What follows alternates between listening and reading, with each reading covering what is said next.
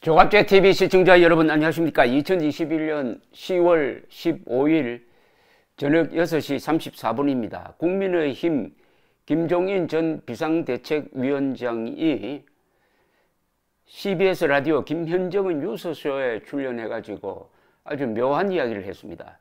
결국엔 윤석열 후보가 돼야만 무슨 새로운 걸 시작할 수 있지 않겠나 라면서 이재명에게는 윤석열이 가장 껄끄러운 존재일 것이다 라는 발언을 했습니다.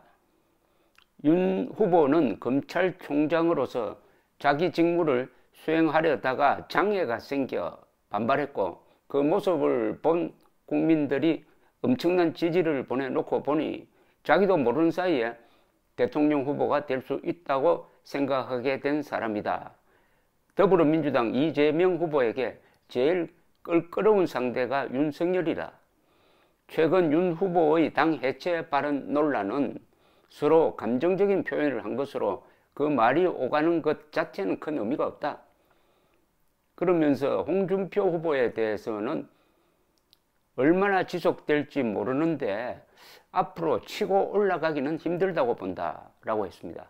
국민의당 안철수 대표에 대해서도 지난 서울시장 보궐선거를 하면서 대통령 출마를 포기한다고 했기 때문에 약속을 지켜야 한다고 밝혔습니다.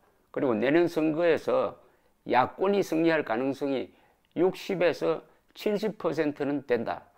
대장동 의혹과 관련하여 이재명 후보에 대한 의심의 눈초리가 심한 상황에서 정권 재창출이 그렇게 간단하게 이루어질 수가 없다, 이렇게 이야기했습니다. 윤석열, 홍준표 두 사람이 상당히 세차게 맞서고 있는 상황에서 앞으로 한 20일간 당내 경선이 치열해지는 상황에서 김종인 전 비상대책위원장이 명확하게 윤석열 표를 든 것으로 풀이되는 발언을 했습니다. 홍준표와는 악연이 있죠. 홍준표 검사가 이 김종인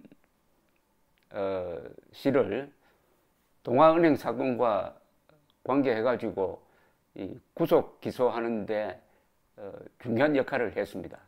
막 그런 악연을 감안해서 들어본다면은 어쨌든 윤석열 후보의 이 확정을 바라는 듯한 느낌이 옵니다. 김종인 전 위원장은 지난 4월 7일 부산 서울 보궐선거, 시장 보궐선거에서 대승을 거둔 직후에 국민의힘을 물러나서 제3지대에서 자신의 뭘 만들려고 하다가 결국 되지 않았습니다. 그리고 윤석열과 손잡는 것도 제대로 되지 않았고, 윤석열 캠프 쪽에서 김종인 전 위원장을 좀 피하는 그런 움직임도 보였습니다. 그러나 이제 시간이 이제 촉박한 입장에서 김종인 씨가 한 말 자체는 별 무리가 없어 보입니다. 특히 내년 정권 교체 가능하다, 60 내지 70%의 가능성이 있다는 진단에 저희도 동의합니다. 요새 여론조사에서 정권 교체해야 되겠다 하는 여론이 한 60%, 정권 유지해야 되겠다는 여론이 한 40%입니다. 6대4의 상당히 유리한, 야권에 유리한 여론 구조가 지속되고 있다는 것은 또한 사실일 것입니다. 그리고 이재명 경기도지사가 지난주에 컨벤션 효과를 거둘 찬스가 왔었는데 이 경선에서 후보로 확정된 뒤에 암초를 만났습니다. 특히 이낙연 전 대표의 반발, 그리고 대장동 사건의 아주 깊숙한 진전이 결국 발목을 잡아서 효과를 거두지 못했습니다.